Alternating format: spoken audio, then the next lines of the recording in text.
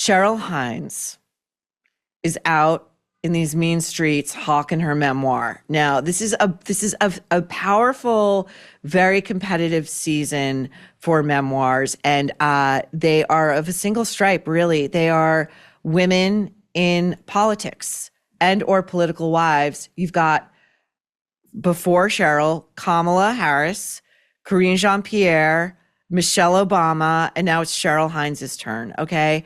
Cheryl Hines got a book deal because of who she's married to and because her husband had an affair. One that we know of with the political journalist Olivia Nuzzi, and the both of them have always contended that the affair was digital in nature, which I don't think is the smartest word because digital has dual meanings. You guys know what I'm talking about. And that they never had sex in person, although Olivia has sources who maintain that they would often say at the end of these FaceTime sex sessions that they loved each other. Now, Cheryl, again, this is why she got the book deal. She's supposed to be talking about the affair and how she got through it and all of that stuff, and it's not in here, okay? Those of you who are buying this book, you're buying it on a false premise. And as an avid book buyer and reader, and trust me when I tell you, few things I love more than a really good, juicy Hollywood memoir or political memoir or biography. When people are selling something that they're not actually providing, nothing makes me crazier, okay? Don't buy this book.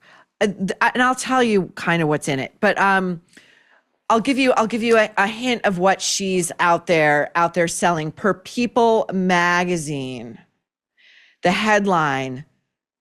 Oh, and by the way, Olivia is never mentioned by name. And you know who else is in this book? RFK Jr.'s second wife, Mary Richardson Kennedy, who is in Ask Not. Okay, Mary was the wife that RFK Jr.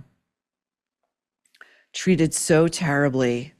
And when they were separating, he cut off her $20,000 a month court-ordered spousal support and child support. I believe those were the two. He was cutting her off at the knees. She was in debt to like American Express.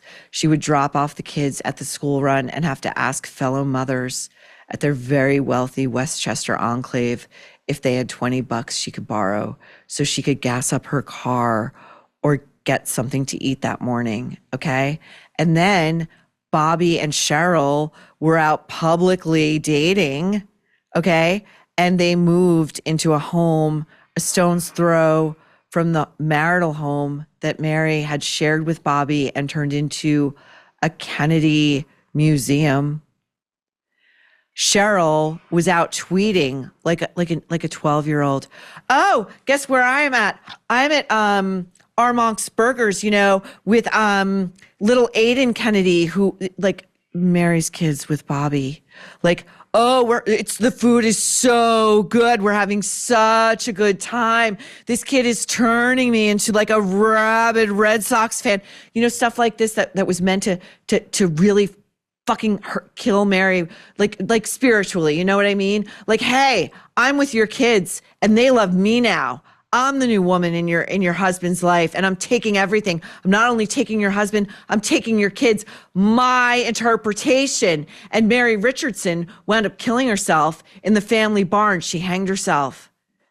And it gets worse from there. Okay, so I have zero fucking sympathy for Cheryl Hines, who's out here flogging a memoir about her experience now as a Kennedy wife who, guess what, got cheated on by the same husband who was abominable to the mother of his children. Okay, in case you're wondering what I thought. All right. So now Cheryl goes over to Bill Maher's lair, his den. Now, as I've previously said, that den, like, I wouldn't go in there without some luminol spray and a blue light to see what kind of bodily fluids have been emanated those many months, if not years. But in going to look at this most recent episode, guess what, you guys? Guess what? The set has changed. And it's now like in this really, really small corner of the basement. I believe this is Bill's basement, but it's incredibly well lit. Like, you can see in there. You can see, and the chairs are like red, and it looks more like what would I just? It looks more like nobody's going to get up to anything sinister. That's how I would put it. Now, Bill never change. Okay, never change. Okay, he walks in. Where do you see when he walks in? Because you're gonna die at the change of the set. Again, I'm gonna give the Nerve a little credit here. If Bill's not watching, he's definitely got somebody watching and giving a full report. So let's watch Bill walk in. To his surprise, his guest is waiting right there. Here we go. And Cheryl, I know, is here. Hi. Don't get up. Okay, I won't get up. I'm all pinned in. Adore you from here. You look awesome. How are you? I'm good. How are you? I tried to find Halloween colors because it's right before Halloween. Oh, your book. In October, your book already. So he knocks over her book. Okay, so her book has been placed very carefully on Bill's armrest, and he is meant to either grab the book before he sits down or sit down and then grab the book and hold up the book. Now, this is a little industry trick that unless you're out trying to sell a book, you would never know. When a host, like, I'll just give you my notebook, holds up someone's book, that actually gooses book sales. It's why, and that's how you can tell if a host really likes a guest who's got a book out, because they'll hold up the book multiple times, or they'll show the full screen of the book jacket. But instead, Bill laughs about knocking over the book. I mean, again, it's much more well lit now, but it still feels like very tight confines. Like there's no windows in there, and there's no way like a woman's gonna run out very quickly. I'm not saying anything, Bill. I'm just saying. And anyway, so he knocks the book over and he laughs about knocking the book over, and then he leaves it on the floor, which is the equivalent of saying, I don't take your book seriously, and I don't really take you seriously, but I know you're going to give me a lot of clicks and eyeballs because your husband's a very controversial guy. Now, before we get into what passes for the meat of this conversation, we have to be made privy to, again, against our will, more of Bill's sexual peccadillos and what this champion of women's rights in the likes of the Middle East, save for Saudi Arabia, because he had Louis C.K. on a couple of weeks ago, who was going to do the Chop Chop Comedy Festival in Riyadh. And then Bill kind of backtracked on there's a legitimacy to going over to Saudi Arabia. Okay, Bill. So anyway, we all contain multitudes. And for Bill, there's only one color of lingerie that he will not tolerate in the boudoir. Let's go. I do not like red on women. You don't? No. And I've had a number of women over the years. There's been a lot of years. Try to impress you with red? Well, I feel like think men are like a bull. Yeah. And if you wear it attracts. Like red, like blood red lingerie, such a turnoff to me. I did not know that. Well, why would you? Well, we've never talked about it till now, but I'm glad to know. I am glad to know. But that's odd. Oh, he's picked up the book. But because lingerie stores, it's mostly black and red. No? Well, no. There's like powder blue. I like those kind of pastel. Something soothing.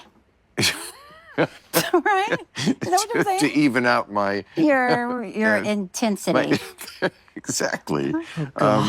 No, I don't know that that's why, but I just like, I don't like thick, loud clothes on women. Like, I don't like I'm dying. Or I'm wearing leather. Awkward. No. I mean, it looks great on you. Backtrack. Okay, thank you. No, I just don't like. But like some S&M type of a. No, you like that? No, I'm just with someone who I might be touching during the night. Oh, like you're at you don't a need this in the middle of the night. It's just. I'm trying to get to the bottom of it. It's just too. Okay, that's enough. That's fine. We're good. So I have several takeaways from that little exchange. number one, Bill says not only does he not like red on women, and he doesn't understand why women think men like them in red, because Bill, there's a reason red lipstick has forever been a thing. Like that the ancient Egyptians were figuring out ways to make red pigment out of clay and put it on their lips because it signals sexual availability and readiness. You dummy. Secondly, so he says he doesn't like red because, you know, it feels too, I guess, assertive for him. But he uses the phrase blood red, which I find very interesting. So he does not like a menstruating woman, okay? And he dates women only in that age range, okay, number one. And then number two, Cheryl Hines is like, oh, I'm wearing leather. Like, you don't like women in leather. And by the way, there's so many different ways to wear leather that aren't like, you know, like you're a threatening like entity. Like, what about a really beautiful fine leather trench coat or leather boots, or, you know, like this guy's got issues. Okay. And anyway, so she says, well, I'm wearing leather pants. And he's like, oh, I'm not saying that. Like, they look great on you. She's like, backtrack. Two things. I think Cheryl Hines, at a very early age, this is just a theory. It's a psychological theory. I think she knows how to deal with difficult men. I think she knows how to laugh. And I don't mean knows how. I think her way is a better way to put it of dealing with difficult men is to appease and to laugh off inappropriateness or offensive remarks rather than be like, hey, wait a second, back that up. What are you talking about? Like, I don't like that. Like, did I hear you right? No. This is why she's with Bobby Jr. Secondly, it seems like she's drinking a cocktail there, and Bobby Jr. has been openly in Alcoholics Anonymous for decades and was a hardcore heroin addict. So I wonder how that marriage works, where you've got one person who is in hardcore, reportedly, active recovery, and a spouse who's not sober. I'm not saying she's got a problem. I don't think she does, but I'm just saying, like, that can't be easy. Okay, now, back to Bill. You know, I know Cheryl's supposed to be selling a book here, but first we got to talk about Bill's sex life and everything he loves and everything he hates. Bill is going to talk about, he's going to use a phrase he used with Barbara Eden. And, you know, I can only take this as Bill doubling down on what The Nerve had to say about his appalling treatment of the 90-year-old Barbara Eden. And not to worry, we'll revisit it on the Nerve Awards. Here we go. People who are like fans, and they're like too nervous. Right. When you go to have sex, people he's going to sleep with. They're just frozen. I'm telling you. Yeah, it's happened more than His once. fans are just too awed by the great Bill Maher in bed. They're like, I can't believe I'm doing it with Bill Maher. I guess so. He says, I guess so. And then that makes you feel It's so weird. much better to have somebody like, first of all, yes, you know they like you for you. Yeah. And they're not like overwhelmed by the experience. Yeah. Which Right. is, that's not exactly a like pussy it. wetner being overwhelmed. There it is. If you have children in the room, cover their ears. Bill said it again. A pussy wetner. He's not, the grammar I'm going to put aside right now. I need to speak directly, and we will have this conversation on a later Nerve. Marlena, I got to get you off Bill Maher. I got to get you off your crush on this guy, okay? He's saying that if you admire him, if you're a fan, you couldn't possibly have a sexual experience with him because you would be just frozen up by his awesomeness and by his greatness. Like, and he hasn't even done anything yet. If you say so, Bill. If you say so. Oh my God, I just lost my brooch. Holy shit. Okay. Next, Bill is going to tell Cheryl what the only two pleasures in life are. Here we go. There's only two real pleasures in life. I can't wait. I think. There's doing Spaghetti. No. There's doing what we're doing. Yeah. Just talking, having an awesome time, connecting mentally, like having a couple of drinks, smoking, and there's nothing like mental ping pong. I agree. And fucking. Everything else is kind of secondary. I mean, yes. You're just filling time so you get to do it again. Well, No, there's something wonderful about, taking a bath and snuggling up and watching a movie and bowling. Because it's very intimate because you don't do dinner it with friends, but nothing is as good as this or fucking.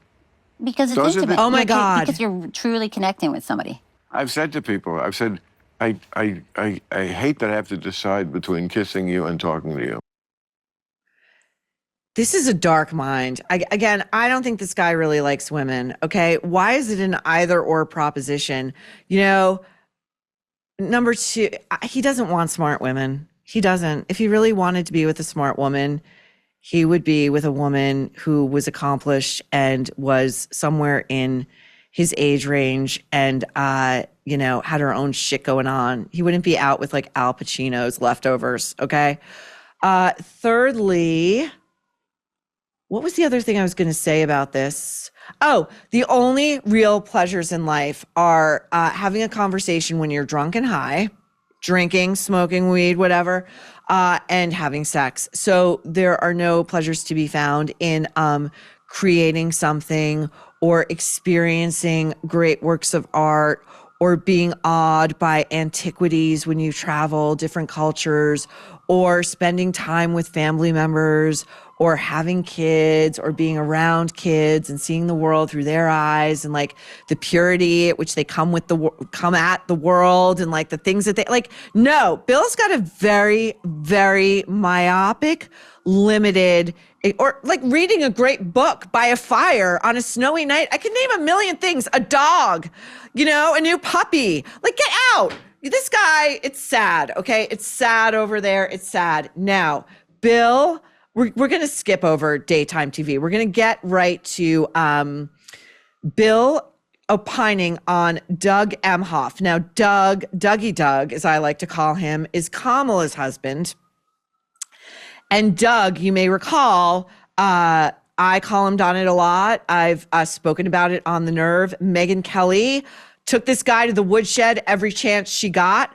He smacked a girlfriend at the time, smacked her in the face open-handed outside a gala at Cannes in France, an A-list gala, lots of celebrities there on the red carpet. She was just trying to get their car to come faster. And she made the mistake of talking to a male valet. And Doug didn't like it. He didn't like it. It emasculated him. And he went right over and he smacked this woman so hard in the face that she spun around on very, very high spike heels. Okay. Now, this was not really covered by the media. Bill has some thoughts, and again, this is where like there are aspects of Bill Maher that I enjoy. I enjoy his show often. I really do. I watch Real Time every week. It's why I go hard on Bill, because when he's a disappointment, he's a real disappointment. But here, he's got some stuff to say on Doug Emhoff, and I like it. Okay, here we go. You mean the almost first gentleman? Did you know him? No, Doug. Doug. Oh, Emhoff? stop, Cheryl. Stop. I know, and I just read the book. I think that's his last name. Somehow I think Doug Emhoff has heard the words, that sounds right, about him many times in his life. Anyway, Doug Emhoff, who, look, I'm sure is a very nice guy. I don't know why I have to bring this up, but we're talking about it. He's not a nice guy, Bill, you know it. He was credibly accused of sexual misfeasance, shall we say, during the campaign. Oh, I didn't know that. Really? That I think he means malfeasance. No, there was which a lot is the of wrong word anyway. Well, that just shows you when the left-wing bubble wants to close the wagons and make you not see it. No, look, I'm not saying he did anything that should have disqualified He's so drunk. her He's slurring in his any words. way, but they just did cover it up, and it was very similar to other things that they have blown crazy out of proportion. It seemed Cheryl credible. will not engage. It was in Cannes. He was on a date. This was before Kamala, and before it just acted like in a that's terribly okay. It was rude, before her. horrible, misogynistic way. And it was just like, no, he's her husband. We don't see that. They did him on Saturday Night Live in sketches, and it was just like, kind of boring, old sweet Doug, yeah, sweet Doug. And like that thing was just when they want to Cheryl's reaching for her cocktail. A person or an idea. Situation, yeah. They take that very seriously. Cheryl will not be drawn into this conversation. Wonder why. She is married into the most misogynistic political dynasty America has ever seen. I believe that her current husband, Robert F. Kennedy Jr., drove his already extremely emotionally and psychologically fragile wife, who her therapist talked to me for Ask Not, okay? And she told me a lot, and it's in the book. And she told me of a session in which Bobby, Cheryl's husband, accompanied his then wife, Mary, to a counseling session more than once. But in one particular counseling session, he turned to Mary's therapist, Dr. Sheena Hankin, and said, you know what I'd like you to do? I'd like you to declare my wife mentally ill. And Dr. Hankin said, I'm not going to do that because your wife isn't mentally ill.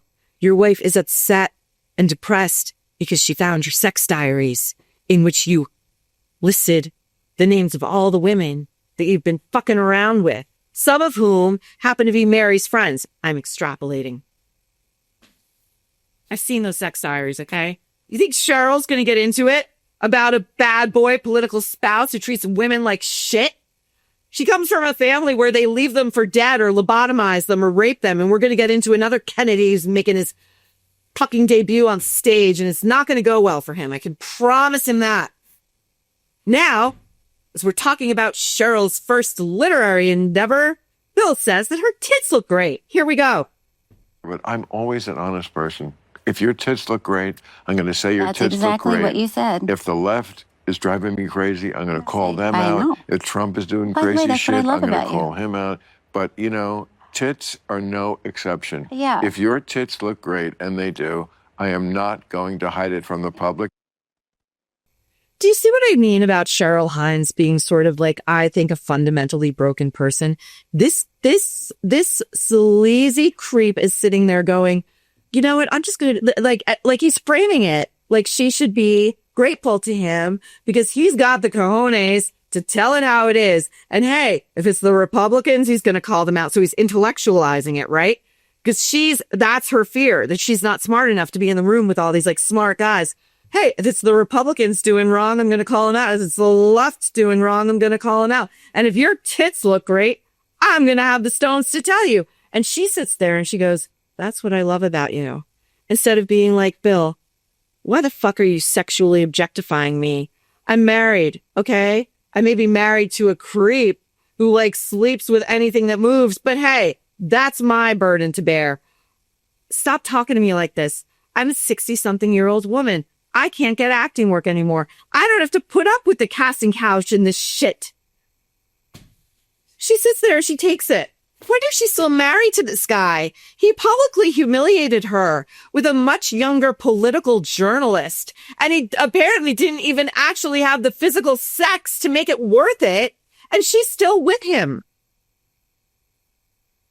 Okay, finally, because I can never get enough of this admission of Phil's, I do wonder how much the chemicals have sort of like, you know, it contributed to the decrepitude of like the frontal lobe, which I do believe would keep one from making such admissions that are actually humiliating. But again, he thinks that they prove he's a real fucking Lothario. Here we go. Bill masturbates before his show.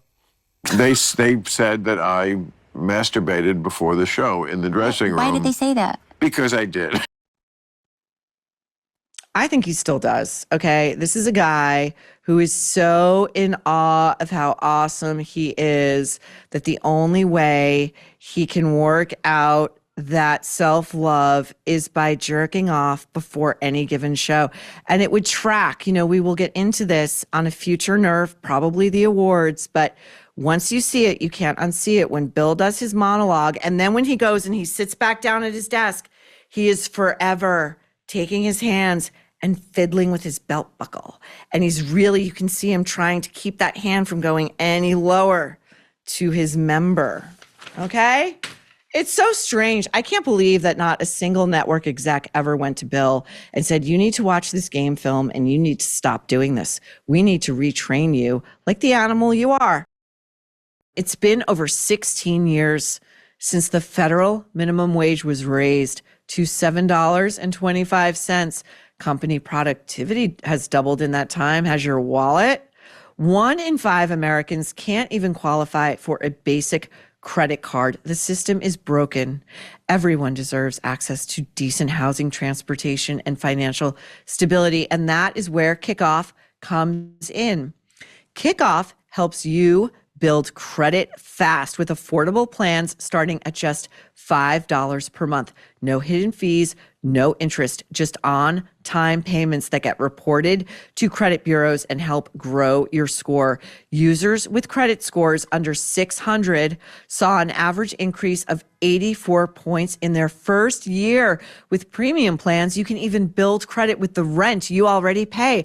Only positive payments are going to be reported. It is easy to get started. Sign up in minutes from your phone. No credit check, no hassle. Over 1 million users and hundreds of thousands of 5-star reviews. Make Kickoff the #1 credit builder on the App Store. Start building credit today and get your first month for just $1 at getkickoff.com/Maureen.